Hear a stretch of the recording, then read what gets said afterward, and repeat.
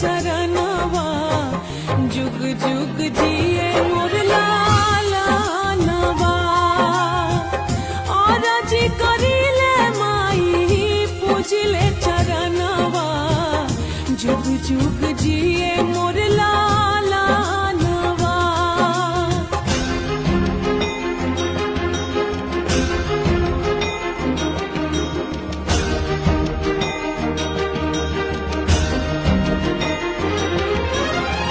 रखी है माई हमार गोदिया सवार के मांगतानिया चारा पसार के।